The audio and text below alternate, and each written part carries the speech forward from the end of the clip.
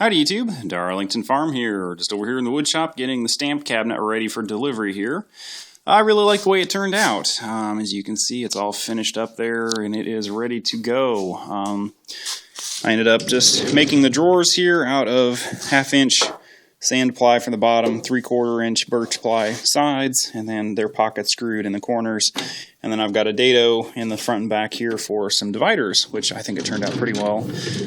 This was kind of a budget conscious build, and the customer, didn't want to spend a whole lot of money, so I just, tried to do as nice a job as I could within those parameters.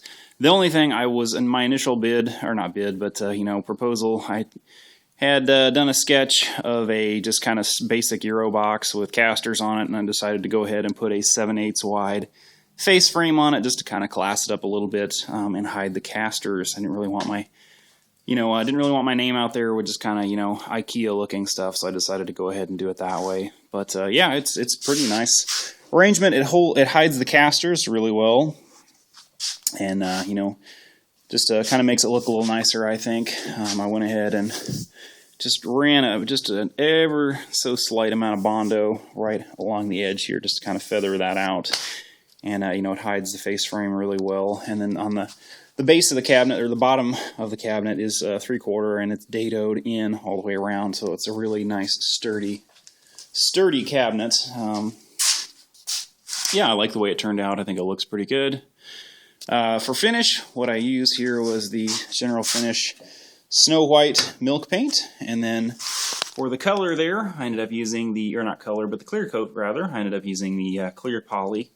I used to not like using polyurethane. The kind of stuff you get at Home Depot and other big box stores, I don't really like. I just think it looks like plastic. This stuff looks good. I really like the General Finish. I'm now kind of a convert. Scott down at Woodcraft Furniture in Brownsburg, Indiana, has kind of converted me over to where I love their General Finish products. Like, they're just really awesome. It does a really nice job. It looks good. It doesn't look kind of cheap like I think polyurethane kind of looks.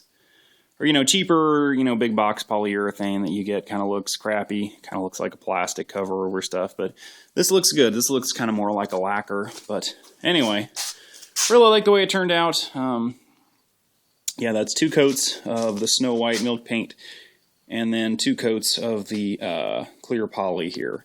Now, in the future, what I may try is I've got a gallon here of the tinted white polyurethane. I may try that.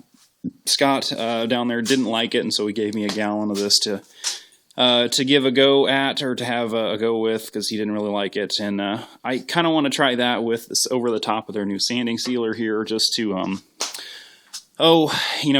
see how that goes. Just because you have to be really careful with the base coat, clear coat. And right here, I'm going to show a flaw right there, and right there. That's lint off the sweatshirt I was wearing when I was spraying the polyurethane. So you have to be really careful about getting anything like that in the finish. I didn't notice that until this morning, but I think that's the only blemish I see on it right there. So yeah, that's what I'm up to today. I guess I can cover the settings here. I use my Apollo right there, HVLP, with just a gravity feed gun on it and a 1.8 millimeter tip in it.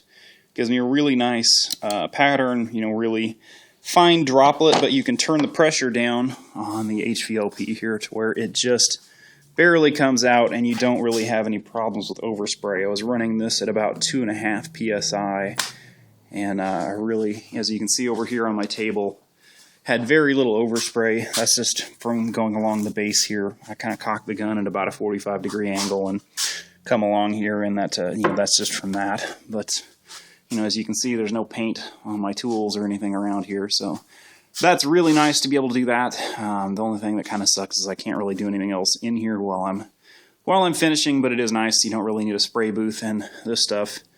I still wear a respirator with it, but it doesn't have that horrible stench of oil-based stuff, and it cleans up with soap and water, which is just great. Another nice thing about the clear top coat here is you can use glazes and things like this. I didn't get any video of it, but on my last build, I ended up using some of this Van Dyke brown, and it actually looks really good over the top of milk paint. But yeah, that's what I'm up to. Finally getting this thing done and out of the shop. Let's see. Next week, I probably will not have any woodworking videos up because I won't be over here. But I've got to finish up these columns here, make some new ones. As you can see, they're rotten. They're really rotten. On this one too.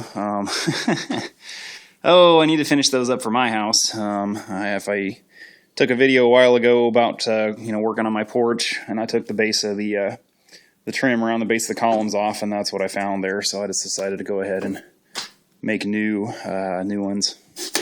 Which, yeah, it's pretty rotten. But anyway, yes, that's what's going on. I may have some tractor videos up next week. I've got to try and fix my Deutz. Getting parts for that thing has not been fun. Yeah.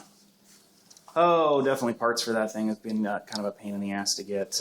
Yeah, it's an Agco Alice, and yeah, getting parts from, getting parts for that is a pain in the butt. Anyway, I'm Darlington Farm, and I'm rambling. Thank you for watching, and that's the stamp cabinet.